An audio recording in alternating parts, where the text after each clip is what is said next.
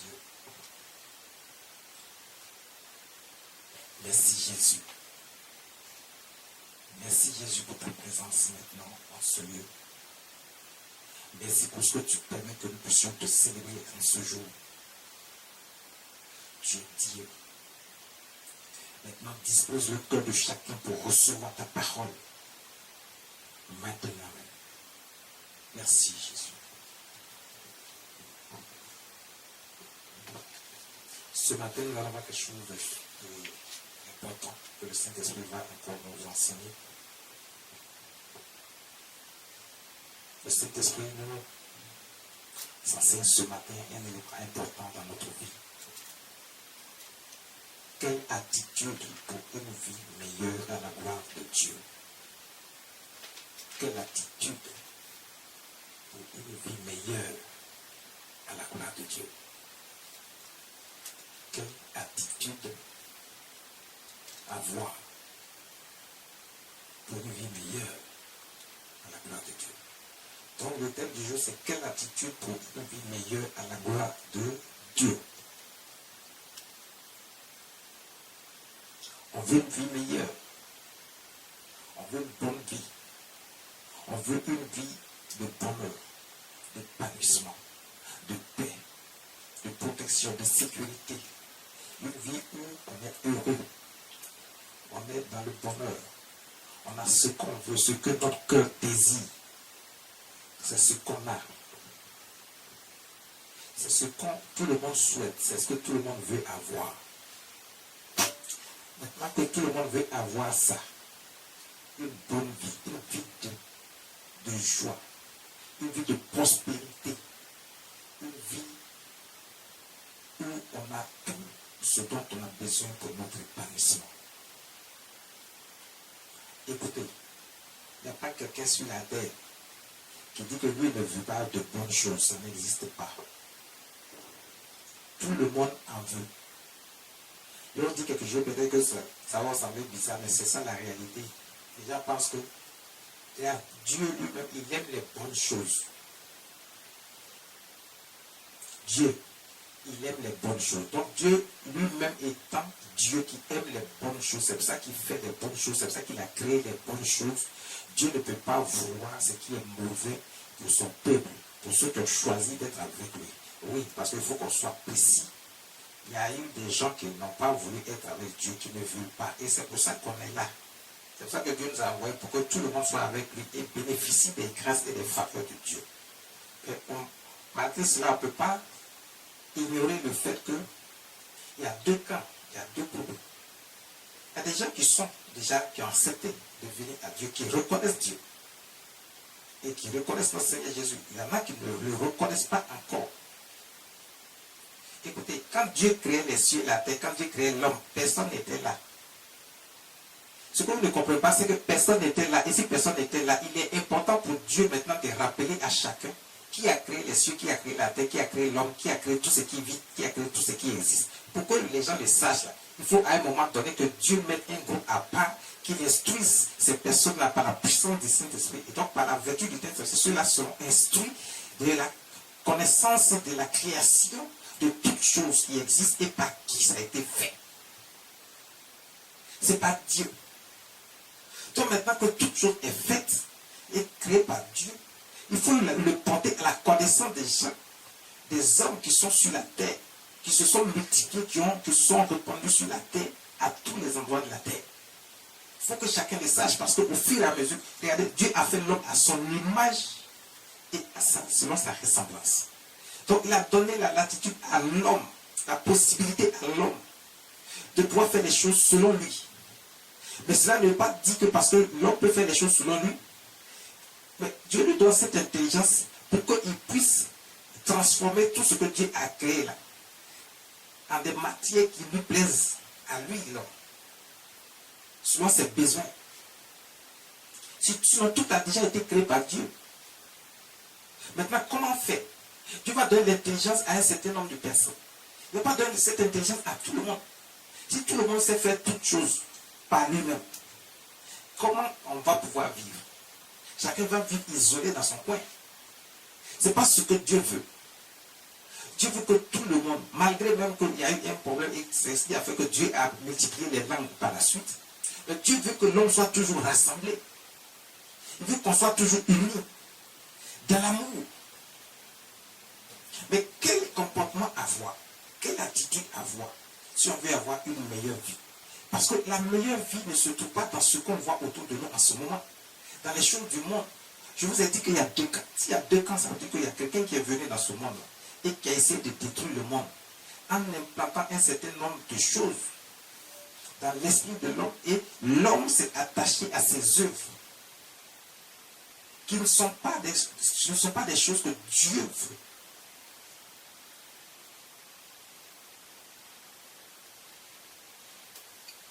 Ce qui a éloigné l'homme de Dieu, ce qui a amené l'homme dans le péché.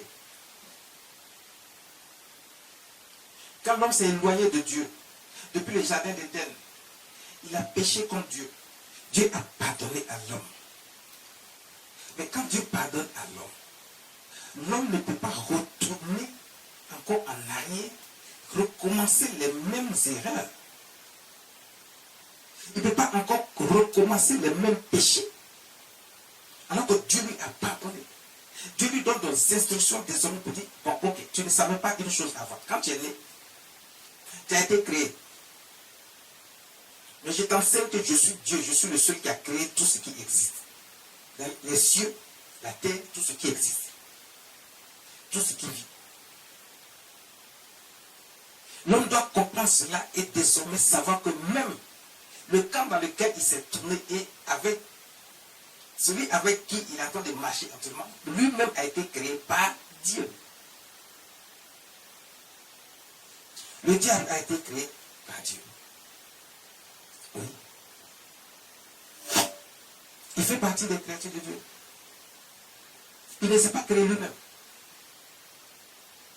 Donc tout ce qu'il fait en ce moment, c'est contre Dieu. Il a déjà reçu son jugement. Il est condamné. Tu veux le meilleur. Tu veux le bonheur.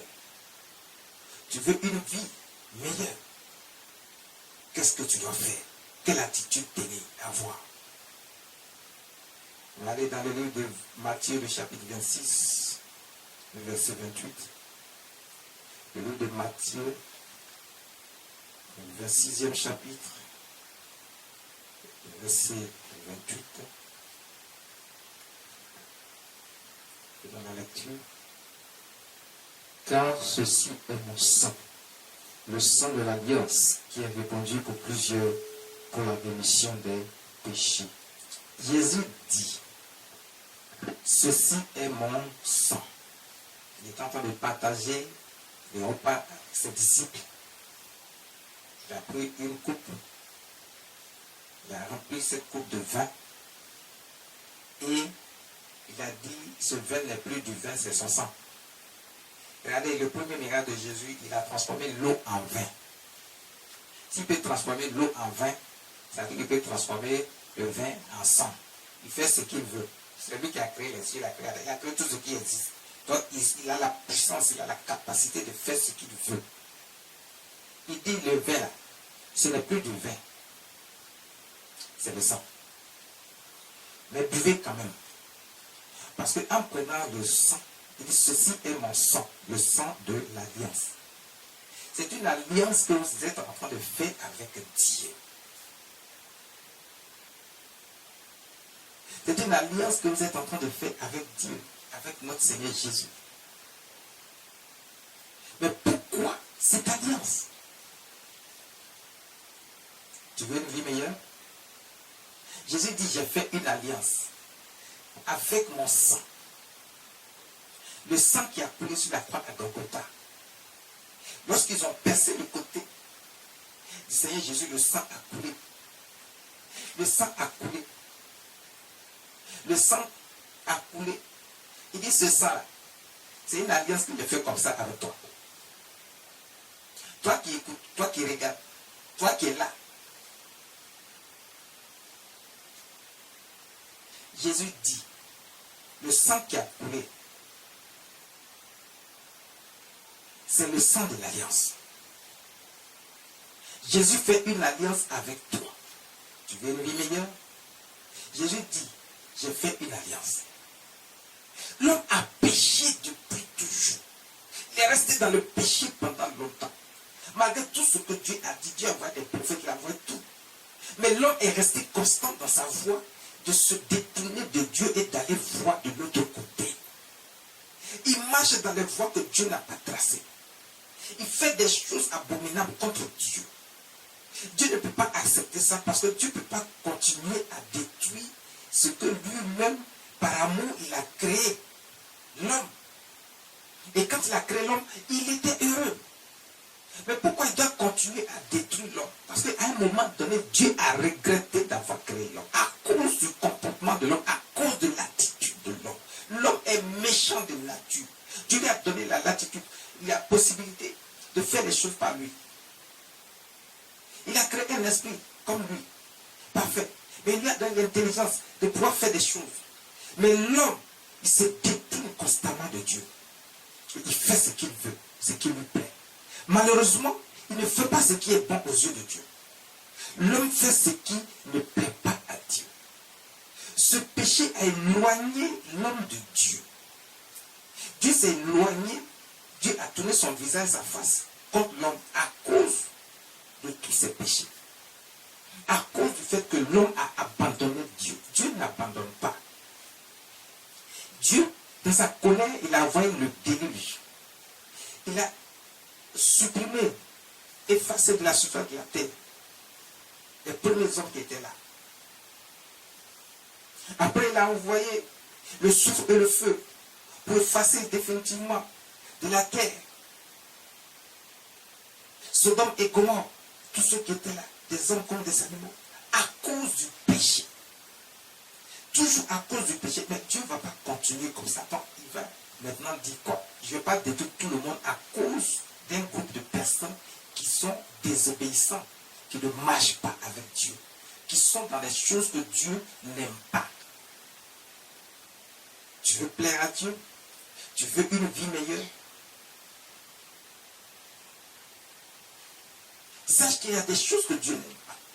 Jésus dit, j'ai fait cette alliance de sang pour toi. Le sang a coulé pour effacer tes péchés. Pour que l'homme revienne à Dieu.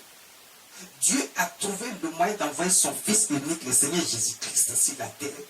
Pour faire ce sacrifice et cette alliance afin que les péchés que nous avons commis soient effacés pour toujours. Maintenant, quand le sang a coulé et que cette alliance a été créée entre le Seigneur Jésus et son peuple, il faut accepter ce sacrifice. Il faut également accepter cette alliance. Parce que le seul fait de l'avoir fait ne suffit pas pour gagner tout le monde à lui. Non. Lui, il a fait. Maintenant, il faut que chacun accepte. Parce qu'en mourant sur la croix, Jésus meurt avec nous sur la croix. Nos péchés meurent avec lui sur la croix. Il a vaincu le péché à la croix. C'est comme si nous aussi on a vaincu le péché à la croix. En faisant cela, c'est pour que nous, on ne retourne plus au péché. Que le péché n'arrive plus à dominer sur nous. Mais que nous soyons ceux qui dominent maintenant le péché. C'est-à-dire que c'est toi maintenant qui contrôle le péché. Quand le péché vient vers toi, tu peux t'éloigner de lui ou bien tu peux le chasser ou tu peux le détruire. Cette alliance permet que nous soyons avec Dieu, un avec lui. Et que son sacrifice ne soit pas vain. Que son sacrifice serve à quelque chose. Il se sent accoulé pour la rémission des péchés de plusieurs. Quand il dit plusieurs, ça dit qu'il faut que chacun accepte. Mais si tu n'as pas accepté, ne crois pas que parce qu'on a dit que ce sang est coulé pour ton péché, donc tout le monde est concerné. Non, c'est ceux qui, par la vertu du Saint-Esprit, vont comprendre ces choses et qui vont accepter que le Seigneur Jésus, il est fils de Dieu, il est Dieu lui-même, il est venu reprendre son peuple pour qu'il s'est détourné de lui.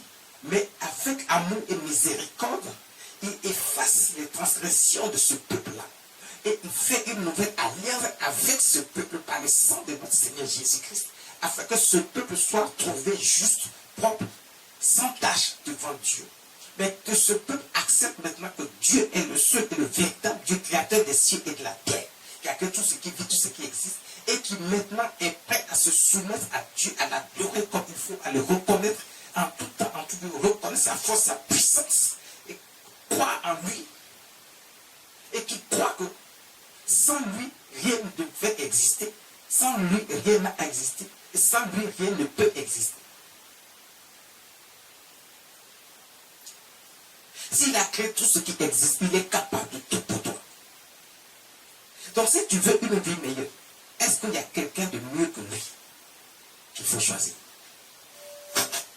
Pourquoi les gens veulent une vie meilleure, ils s'en vont voir ailleurs, au lieu de venir à Dieu, celui qui a créé toutes choses?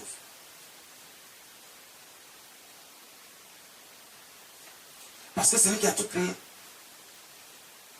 Ceux qui ne vont pas accepter cette alliance de sang, ils ont rejeté Dieu.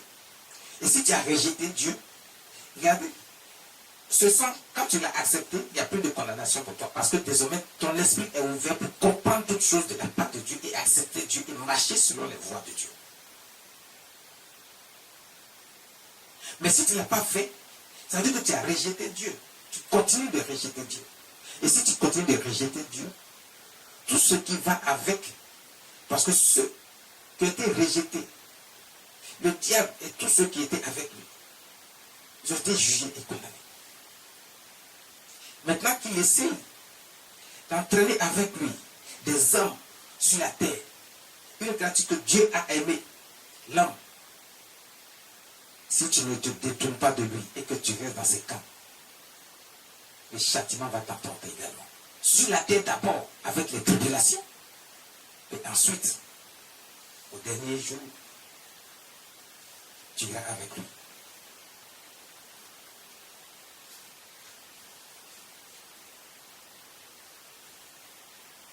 Écoutez.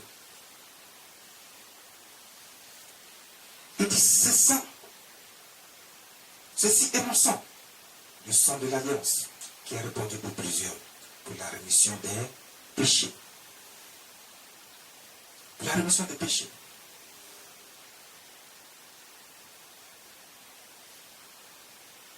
Si Dieu a effacé tes péchés, ce qui t'éloigne de lui, c'est à cause du péché que nous sommes dans les problèmes.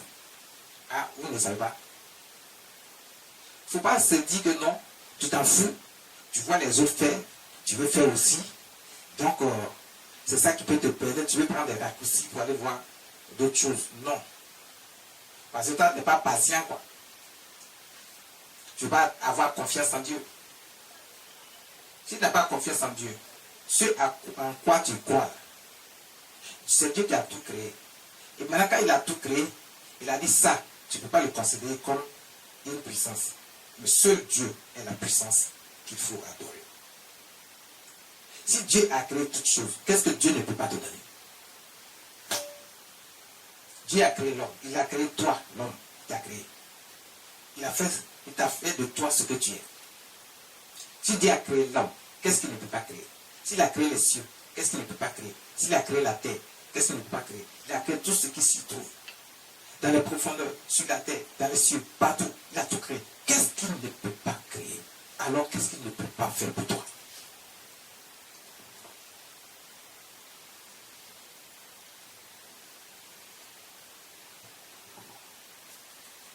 Qu'est-ce qu'il ne peut pas faire pour toi?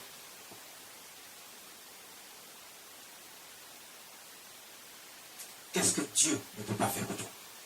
Pourquoi tu cherches à aller voir ailleurs? Qu'est-ce que Dieu ne peut pas faire pour toi?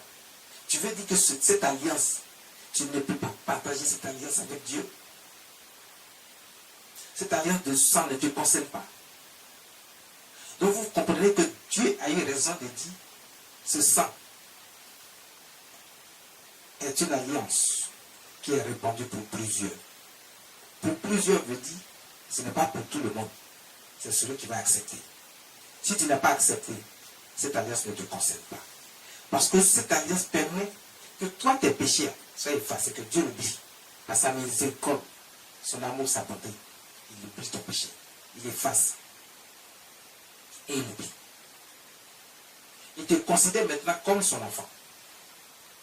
Tu fais partie de son peuple et ses élus, à qui il fait grâce. Il apporte toutes sortes de bénédiction de ta vie pour que tu sois dans les meilleures conditions de vie pour ton épanouissement. Si ton péché est effacé, il n'y a rien qui te retient. Il n'y a rien qui retient Dieu pour qu'il ne te fasse pas grâce. Puisque lui-même, il efface ton péché. Sauf si tu as accepté cette alliance de sang. Tu as accepté que Dieu seul est Dieu. Tu as accepté qu'il est le seul capable de faire toutes choses pour toi. De te délivrer de toute situation, de toute circonstance. Que personne d'autre ne peut le faire à part lui. Tu veux la joie, c'est Dieu. Tu veux le bonheur, c'est Dieu. Tu veux l'argent, c'est Dieu. Tu veux un mari, c'est Dieu. Tu veux l'enfantement, c'est Dieu. Tu veux le voyage, c'est Dieu. Tu veux la protection, la sécurité, c'est Dieu. Tu veux que tes ennemis ne viennent plus vers toi et que lorsqu'ils viennent, ils ne puissent plus t'atteindre, c'est Dieu. C'est le Seigneur Jésus, tout ça c'est lui. Personne d'autre. Mais si c'est lui qui peut faire toutes ces choses, pourquoi aller chercher ailleurs? Pourquoi?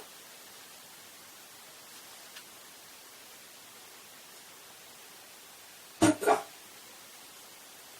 Ceux-mêmes qui sont de l'autre côté, qui vous font croire qu'ils ont une certaine puissance. C'est vrai que quand Dieu a créé les diables, il lui a donné un pouvoir. C'est son petit pouvoir-là qu'il partage avec ses agents, les démons qui sont avec lui, les sorciers, les mystiques. C'est son petit pouvoir-là qu'il partage avec lui. Mais sachez que le pouvoir de Satan n'est rien, absolument rien contre le pouvoir de Dieu, contre la puissance de Dieu, qui est au-dessus de toute puissance. Donc, quel que soit ce que vous allez croire, regarde, vous avez fait le mauvais choix. Parce qu'il n'y a que Dieu seul. Son pouvoir est au-dessus de tout pouvoir. Sa puissance est au-dessus de toute puissance. Il peut tout. C'est-à-dire qu'il peut anéantir le pouvoir du diable. Lorsqu'il veut faire quelque chose pour toi, là, Dieu peut mettre fin à ça. Toi, tu crois que même s'il a un pouvoir, il peut réagir un peu par... Non. Souvent, le diable utilise des astuces pour distraire le peuple de Dieu. Pour éloigner le peuple de Dieu de Dieu. Il utilise des astuces. Il vous met dans une illusion. Vous fait croire que vous pouvez avoir telle chose par son pouvoir mystique. Non. C'est pas vrai. Le diable est un menteur, c'est un voleur. Lorsque vous rentrez dans ces 40 lettres et qu'il a réussi à signer son pacte avec vous, c'est fini. Il vous a eu. Parce que son but là, ce n'est pas de vous faire du bien, mais c'est de vous faire du mal. Et vous ne croyez pas, vous pensez qu'il fait du bien aux gens. Il ne fait pas du bien aux gens. Regardez la vie de ceux que vous enviez là. Regardez leur vie. Ils ne vous disent pas tout. Ils sont dans la souffrance parce qu'ils ont signé des pactes qu'ils ne peuvent pas vous dire. Ils sont tout le temps en train de chercher le sang humain. C'est ce que tu veux vivre comme vie. Parce que c'est ce que le diable demande. Ils sont toujours en train de faire de ces sacrifices bizarres que vous ne pouvez pas comprendre. C'est ce que tu veux. Quand tu rentres dans ça, tu t'es détourné de Dieu. Tu as choisi un camp. Tu n'es plus avec Dieu. Et Dieu dit, si tu es contre moi, si tu n'es pas avec moi, tu es contre moi. Si tu es contre Dieu, ce n'est pas bon pour toi. Si tu as fait le mauvais choix, ce n'est pas bon pour toi. Abraham avait foi en Dieu. Tu veux une vie meilleure? Il faut faire confiance à Dieu. Il faut avoir foi en Dieu. Genèse chapitre, le 15e chapitre, verset 6. Le 15e chapitre de Genèse, du livre de Genèse, le verset 6. Abraham eut confiance en l'Éternel, qui le lui imputa à justice. Ah bien, Abraham eut confiance en Dieu. Regardez, à plusieurs titres, Dieu, il a tenté même Abraham, il a mis à l'épreuve. Mais Abraham n'a pas fléchi un seul moment. Abraham était dans une situation. Regarde, la femme d'Abraham était stérile, Sarah. Sarah était stérile. Elle n'y croyait plus, elle avait perdu la foi. Mais son mari n'a pas perdu la foi, il croyait en Dieu. Il a mis sa confiance en Dieu.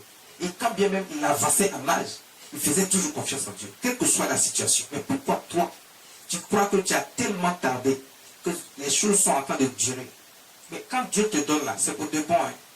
Il n'y a rien qui peut empêcher ça, il n'y a rien qui peut enlever. Quand c'est Dieu qui t'a donné, il protège ça en même temps. Tu ne peux pas perdre ça encore. C'est impossible. Dieu a promis à Abraham un fils, le fils de ses entrailles. Oui, avec sa femme légitime, Sarah, le fils de l'alliance. Il va faire donc une alliance avec Abraham.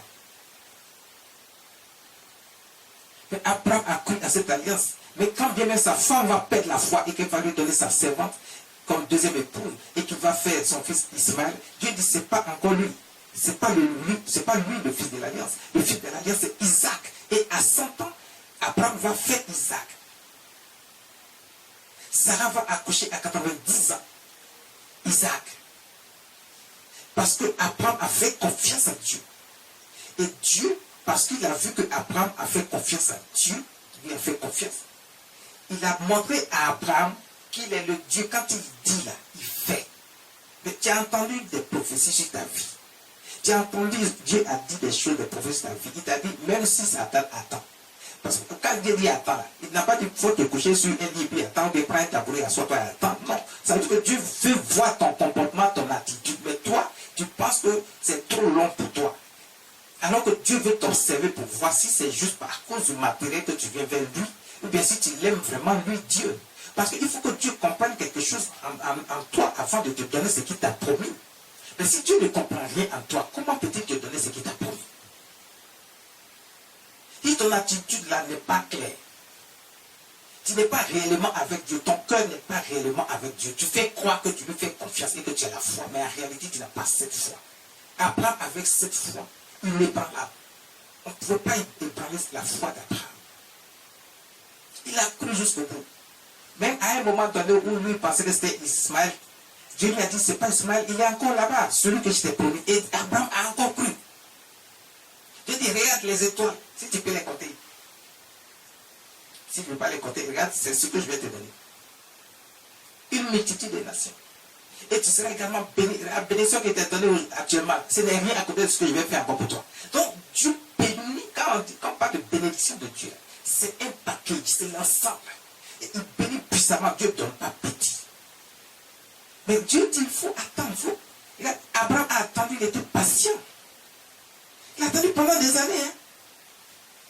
Pendant plus de 25 ans, Abraham a attendu la promesse de Dieu.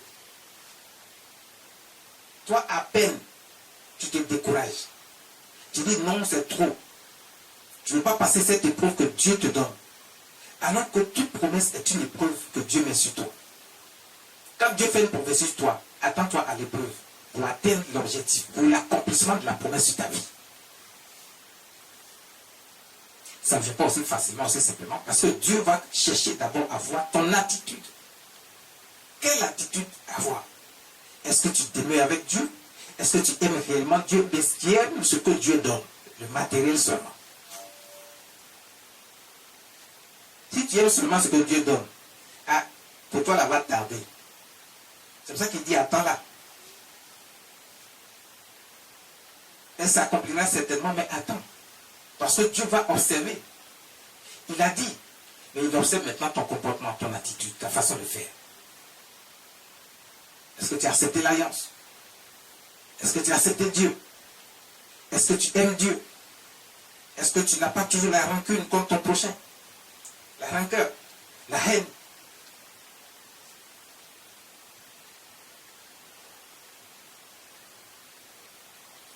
On va pas toujours citer toutes ces choses. L'esprit de l'homme permet à l'esprit de Dieu permet à l'esprit de l'homme de comprendre toutes ces choses, tout ce qui est mal, tout ce qui est péché.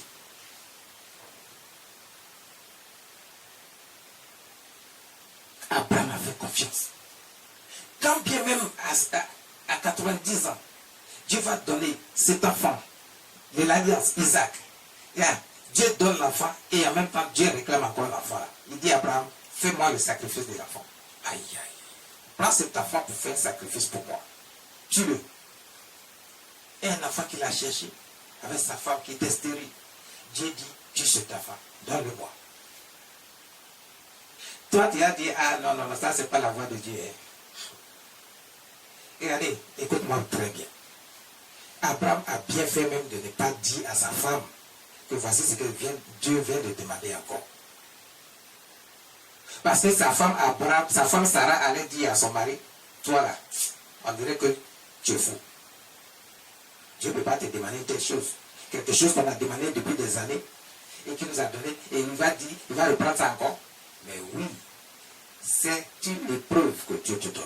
Donc, il y a parfois des épreuves que Dieu va te donner dans ta vie. Ces épreuves sont énormes, sont telles que si tu ne passes pas cette épreuve, tu ne vas pas voir la main de Dieu, la lumière de Dieu dans ta vie. Parce que Dieu ne le fait pas pour te punir. L'épreuve que Dieu apporte qui est difficile, tellement élevée. Parce que quand il veut te punir puissamment, là, il te donne une épreuve qui est à la dimension de l'élévation qu'il veut te donner. Donc ne crois pas qu'il est en train de te punir, ou bien il t'a oublié, ou bien il ne sait pas ce qu'il fait. Dieu sait ce qu'il fait.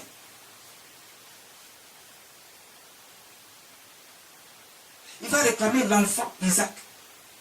L'enfant a commencé à grandir. Abraham aime cet enfant. Sa femme aime cet enfant. Son cœur s'est apaisé depuis qu'elle a cet enfant. Elle est heureuse. Et reprend cet enfant. Dieu veut récupérer cet enfant. Abraham n'a pas dit à Dieu pourquoi cette épreuve, elle est si difficile.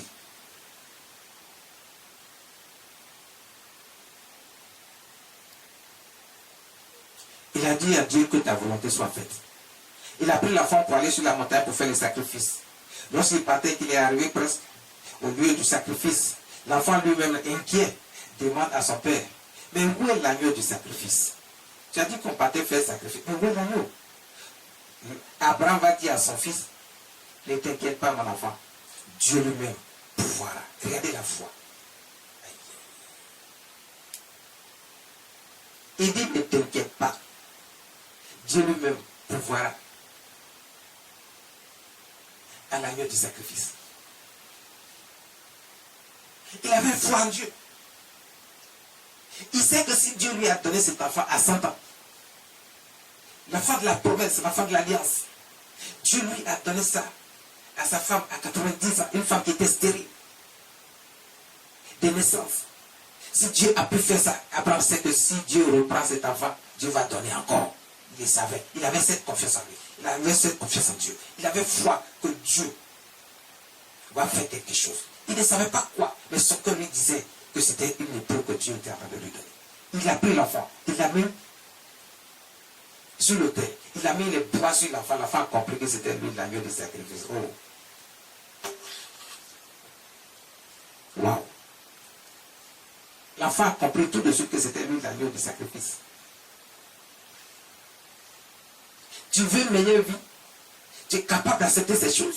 Tu es capable de passer ces épreuves? Tu es capable de te lier avec Dieu à vie, de lui faire confiance totalement, en croyant que Dieu est capable de tout pour toi. Quand Abraham a levé la main et qu'il voulait porter le couteau sur l'enfant pour le tuer, Dieu a arrêté sa main. Il a dit non, arrête. Ne porte pas ta main sur l'enfant. Ne tue pas cet enfant. Je sais maintenant que tu me crains. Est-ce que toi tu crains Dieu? Dieu a commencé d'abord, il dit, je sais que tu me crains.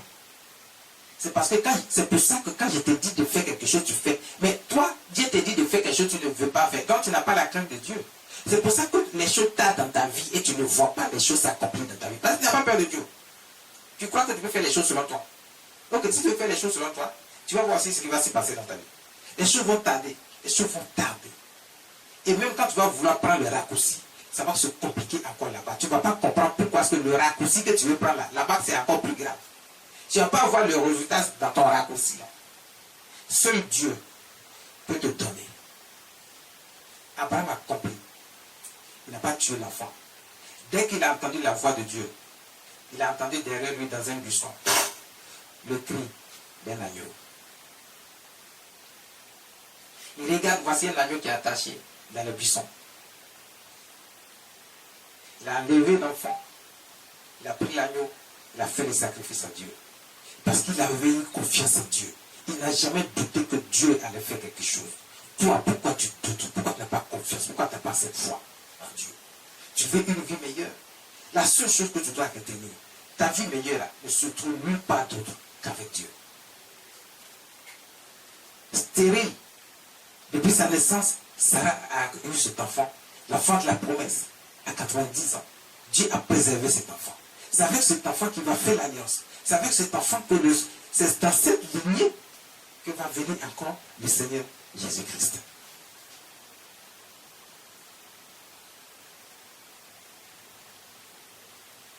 Parce que c'est le fils de l'alliance. confiance.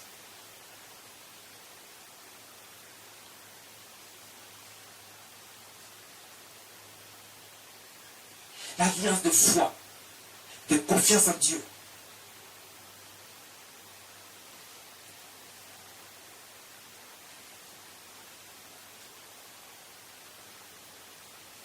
Tu veux une vie meilleure? Le Seigneur Jésus-Christ. Ne t'éloigne pas de lui. Ne doute pas. Aie confiance. Seulement. Totalement. Absolument. Ne doute point quelle que soit l'épreuve. Ne doute point quelle que soit la situation. Dis-toi, Seigneur, que ta volonté soit faite. Si tu veux que je passe cette épreuve, que ta volonté soit faite. Il va lui-même t'aider à passer l'épreuve.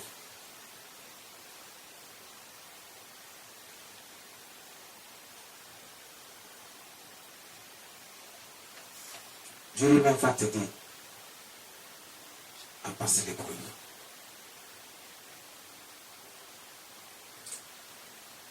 Douzième chapitre du livre de Hébreux, verset 24.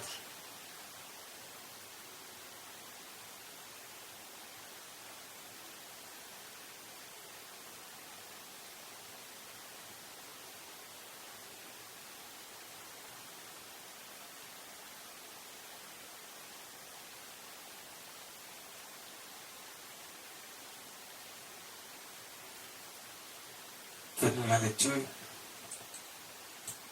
De Jésus, qui est le médiateur de la nouvelle alliance et du sang de l'expiation, qui parle mieux que celui d'Abel.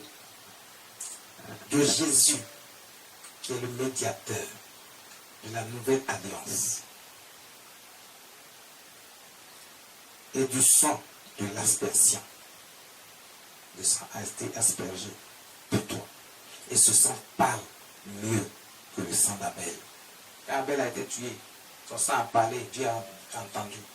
Il a dit à Caïn, qu'as-tu fait? Mais si le sang de Jésus parle mieux que celui d'Abel, Jésus n'est pas venu pour tuer, lui il est venu pour donner la vie.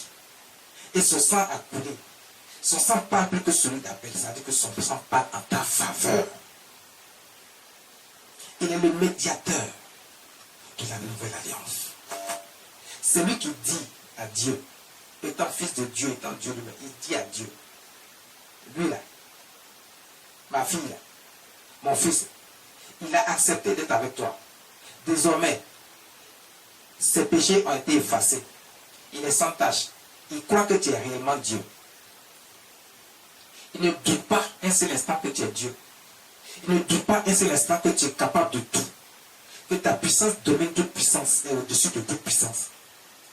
Que tu es le Dieu créateur des cieux et de la terre. Tu as créé tout ce qui vit, tu as créé tout ce qui existe. Il croit. Ta fille croit. Ton fils croit. Tous ceux qui sont là, ils croient. Ils ont accepté le sang de l'alliance. Le sang qui a été aspergé. Pour plusieurs. Ils ont accepté ça. Maintenant, ils sont à toi. Ne regarde plus leurs péchés du passé. Mais regarde-les comme de nouvelles personnes avec cette nouvelle alliance. Ils sont devenus justes et saints devant toi. Le Seigneur Jésus est devenu notre médiateur, notre avocat auprès de Dieu. Alors lorsque tu fais quelque chose, si tu veux que cet avocat plaide pour toi et que tu sois reconnu non coupable, alors accepte Jésus. C'est lui seul qui peut plaider non coupable pour toi. Si tu ne l'acceptes pas et que tu es éloigné de lui, comment il peut plaider pour toi? C'est lui le médiateur, c'est lui l'avocat, ton avocat des hommes. Parce que le châtiment est là. Ne croyez pas qu'avec le sacrifice de notre Seigneur Jésus, il n'y a plus de châtiment. Ce n'est pas vrai. C'est pour ça qu'il a dit, ça a été répandu pour plusieurs. Le sang est répandu pour plusieurs. Donc si toi tu n'as pas accepté, le châtiment est toujours là pour toi. Mais c'est pour ça qu'il dit, il n'y a plus de condamnation pour ceux qui sont en Jésus. C'est-à-dire ceux qui ont accepté que Jésus est leur Seigneur, leur Sauveur, leur libérateur, leur avocat auprès du Père. C'est lui qui est le médiateur des hommes. Mais si tu n'acceptes pas Jésus, tu n'as pas confiance en lui, tu ne lui fais pas confiance. Pour peu de choses, une petite épreuve, tu te tournes vers le diable. Qui va plaider pour toi si tu as fui la face de Dieu? tu as fui Jésus, qui plaidera pour toi? Qui sera ton médiateur, ton avocat? Puisque le châtiment est là. Pour tous ceux qui ne sont pas avec Dieu, le châtiment est là. Tous ceux qui se détournent de Dieu, le châtiment est là. Pour tous ceux qui vont voir ailleurs, le châtiment est là. Sur la terre ici, chacun payera avec des tribulations. Dieu l'a dit. C'est dans la Bible. Ce n'est pas moi qui l'ai dit.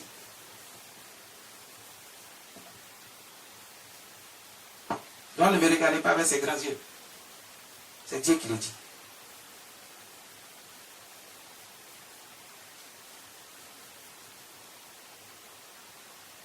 Tous nous avons péché. Il faut accepter qu'il y a quelqu'un qui est venu pour effacer ton péché. Pour être ton avocat, il faut reconnaître tes péchés. Accepter ce Jésus-là. Marcher avec lui. Il n'y a pas quelqu'un qui n'a pas péché. Donc, ne croyez pas que vous êtes mieux que les autres. Non, tous le monde a péché, nous tous.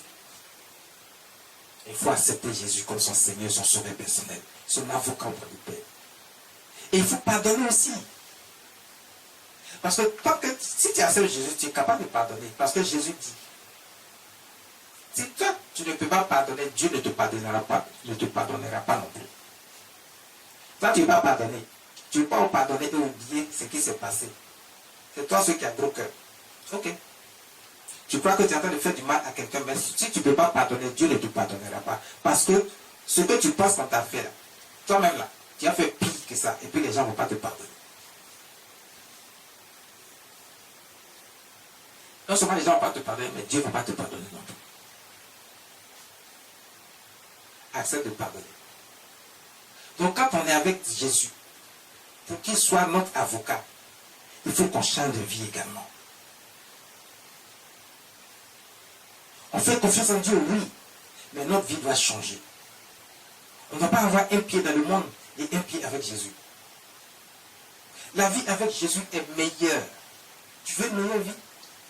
Parce qu'il te donne tout ce dont tu as besoin, tout ce que ton cœur désire. C'est ce que vous ne savez pas. J'ai toujours dit que Dieu n'a pas créé l'homme pour voir l'homme dans la pauvreté, dans la misère. Je vous ai dit au début de ce message que Dieu lui-même, il aime les bonnes choses. Donc si Dieu a créé l'homme là, il veut les bonnes choses pour l'homme. Ne croyez pas que parce qu'on vous enseigne ces choses, on dit non, fais ci, fais ça, à cause de ça. Non, être avec Dieu, c'est compliqué. Ce n'est pas compliqué. Au contraire, Dieu veut que l'homme soit dans le bonheur, dans l'épanouissement. Dieu a mis tout à la disposition de l'homme. Regardez comment Dieu a béni Salomon. Il l'a mis dans une richesse, et une richesse qui ne dit pas son nom. Il a béni Abraham, il a béni Isaac, il a béni Jacob, il a béni David, il a béni Daniel et ses compagnons, il a béni Joseph. Dieu n'a pas dit que l'homme doit vivre dans la pauvreté. Regardez de quelle manière Dieu les a bénis. Il les a bénis immensément, puissamment. Il y a Isaac même là. On dit qu'il devenait fort riche. Ça veut dire qu'on ne pouvait plus estimer sa richesse.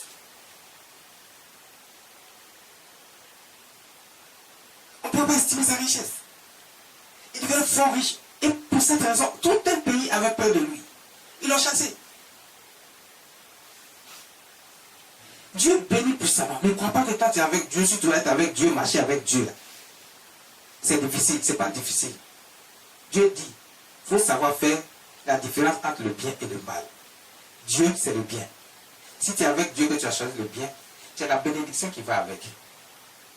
Si tu as tourné le dos à Dieu et que tu as choisi le mal veut dire aussi malédiction. Donc tu vas recevoir toutes sortes de malédictions, toutes sortes de problèmes qui vont venir. Là où tu penses que tu as trouvé un raccourci, que tu peux avoir ce que tu veux facilement et rapidement.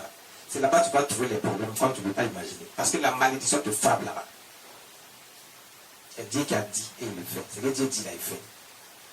Quand il dit il te donne, il te donne. Bon comme mauvais. Ah oui. Dieu n'a qu'une seule parole.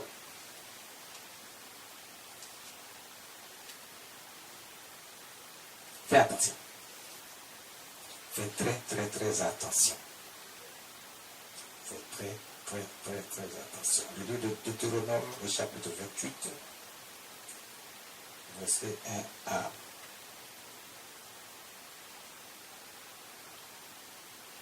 Deutéronome, chapitre 28, à partir du verset 1.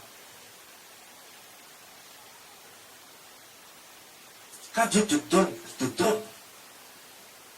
Si tu obéis à la voix de l'Éternel, ton Dieu, en observant et en mettant en pratique tous ces commandements que je te prescris aujourd'hui, l'Éternel, ton Dieu, te donnera la supériorité sur toutes les nations de la terre.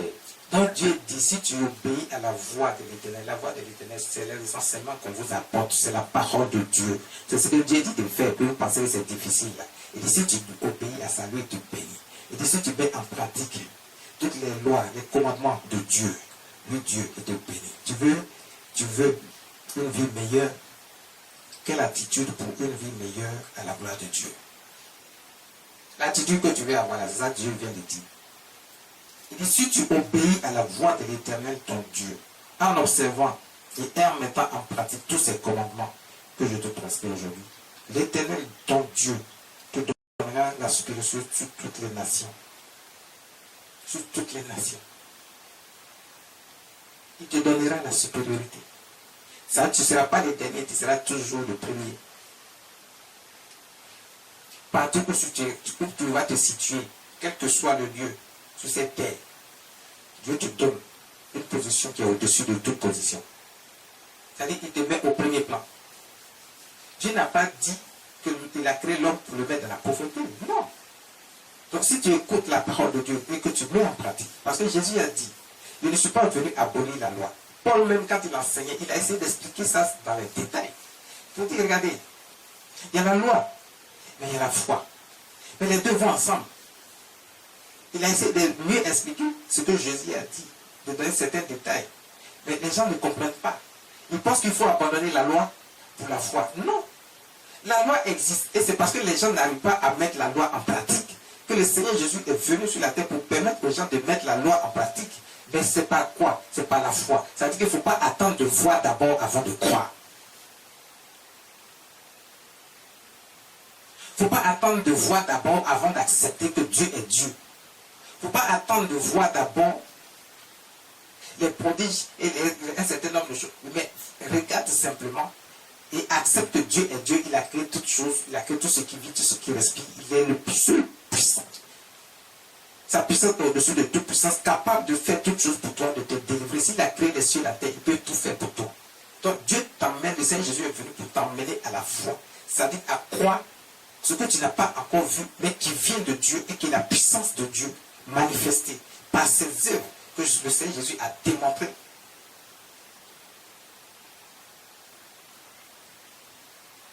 Donc il dit, bon, tu veux être agréable à Dieu, il faut mettre les lois et les commandements. Il a dit, je ne suis pas venu abolir la loi, je suis venu l'accomplir.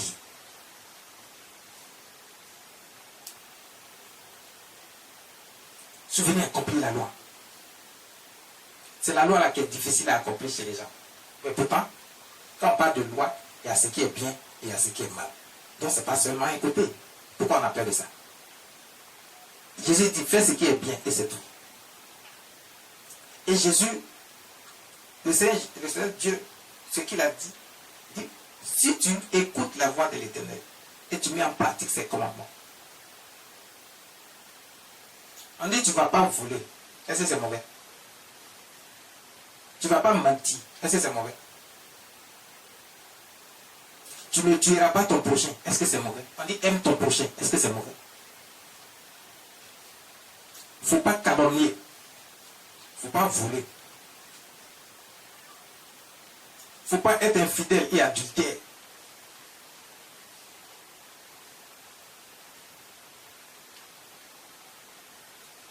C'est tellement long. Le verset 2 nous dit quoi?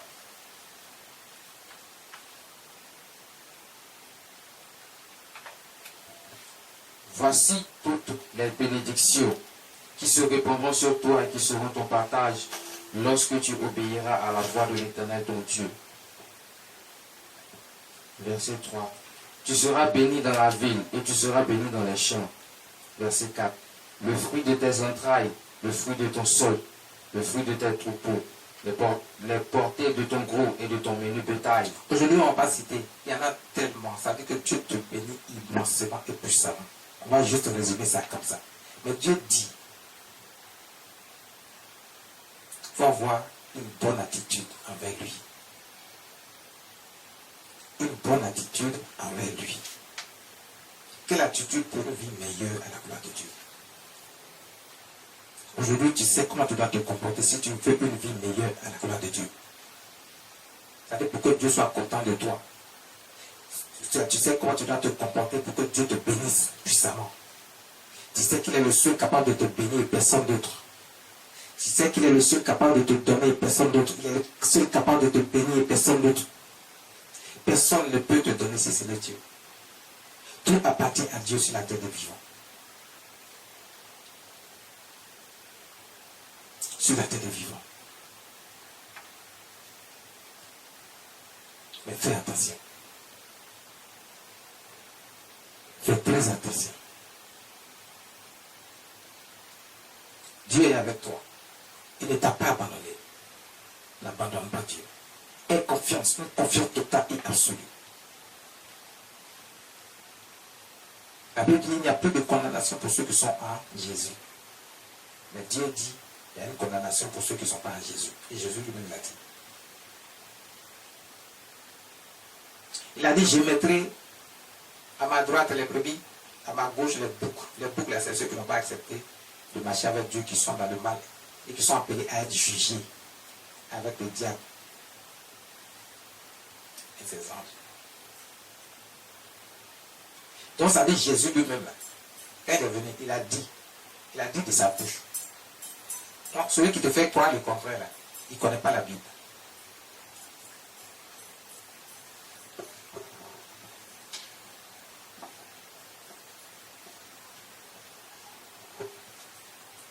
Il y a des conditions pour être dans les grâces de notre Seigneur Jésus. Pour que le sang de l'alliance soit pour toi et que le Seigneur Jésus soit pour toi ton médiateur, ton avocat. Sinon le châtiment viendra. Le châtiment est là. Prends le livre de l'Apocalypse chapitre 2 à partir du verset 20 jusqu'au verset 23. Vas-y, fais-nous la lecture rapidement.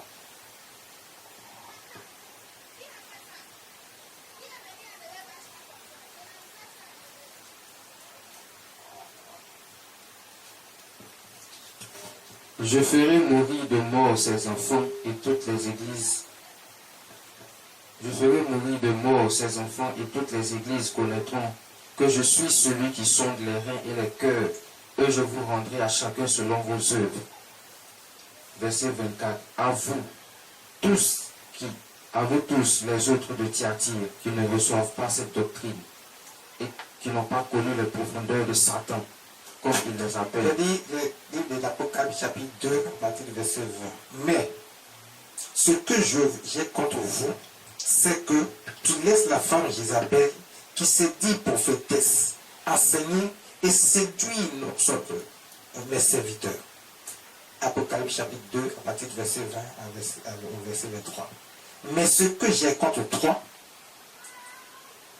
c'est que tu laisses la femme Jézabel. La femme Jézabel, c'est celle qui est dans le mal, qui incarne le mal même. Quand Dieu parle de ça, c'est-à-dire que celle qui incarne le mal, le péché, qui incarne tout aspect maléfique et démoniaque, qui est vraiment, c'est-à-dire que c'est une dimension du mal qu'on ne peut pas estimer.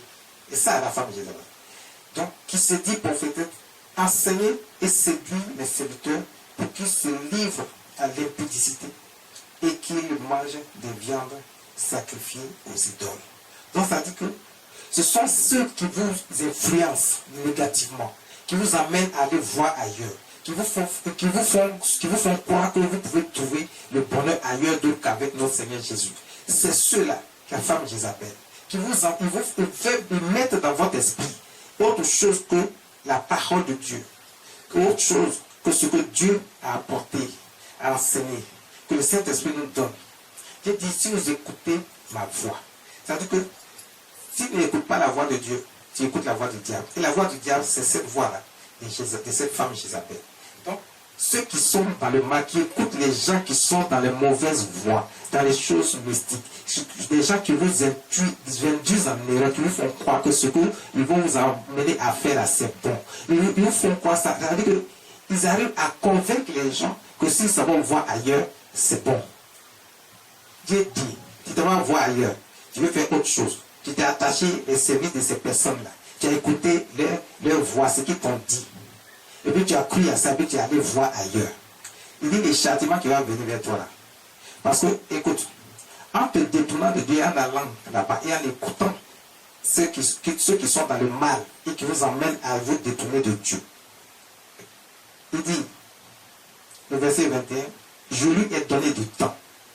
Dieu vous a laissé un petit temps pour que vous puissiez revenir à lui, revenir à la raison en fait.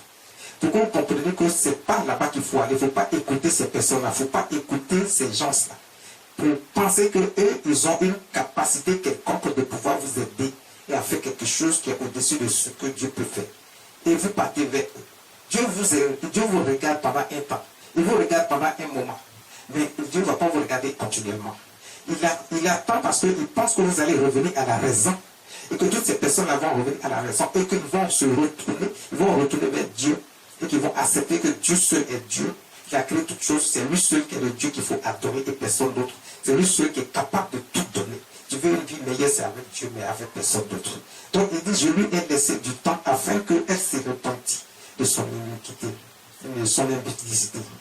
Mais voici, verset 22, je vais la jeter sur un lit et envoyer une grande tribulation à ceux qui commettent adultère avec elle, à moins qu'ils ne se repentent de leurs iniquités, de leurs œuvres.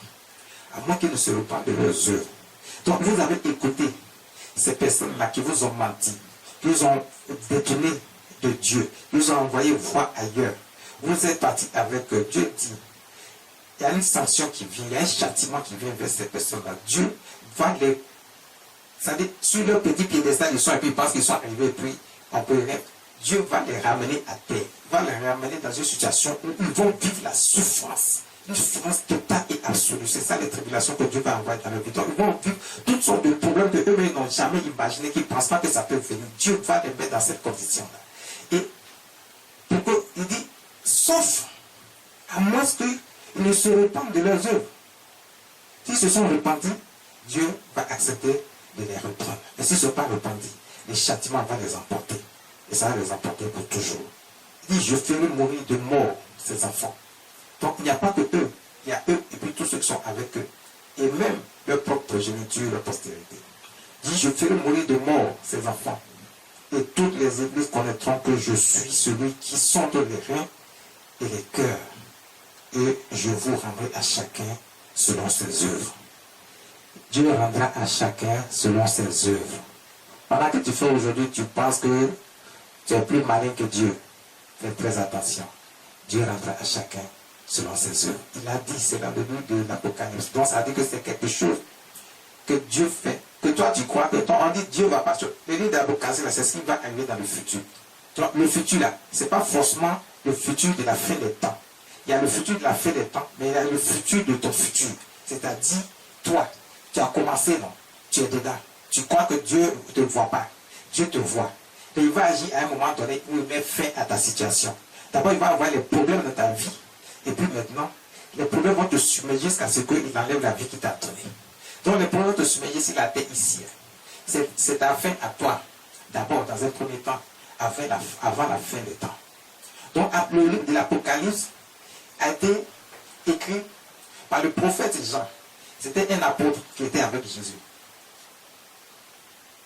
C'est lui que Dieu a permis, le Seigneur Jésus a permis de voir tout ce qui arrive dans le futur de la vie de quelqu'un et dans le futur de la fin des temps. Donc faites très attention. Faites très très attention. Dieu, il pardonne les miséricordieux, mais Dieu n'attend pas indéfiniment. À un moment donné, il dit, je suis là d'avoir compassion. Faites très très très très attention. Faites très très très très attention. Faites très attention. Tu veux une vie meilleure? Il y a une attitude à avoir. Il y a un comportement à avoir. Il y a la façon de faire. Il faut accepter Dieu. Il faut accepter Dieu. Il faut accepter le Seigneur Jésus-Christ comme ton avocat, ton médiateur, ton Seigneur. Merci. L'alliance des saints qui a été répandue pour plusieurs va parler en ta faveur. Ce matin, voici ce que le Saint-Esprit veut nous apporter. Voici ce que le Saint-Esprit nous apporte ce matin pour qu'on puisse comprendre qu'est-ce que Dieu veut pour nous Qu'est-ce que Dieu a choisi pour nous? Quelle attitude pour une vie meilleure à la gloire de Dieu? Voici ce que le Seigneur nous apporte aujourd'hui. Voici ce que le Saint-Esprit nous apporte aujourd'hui.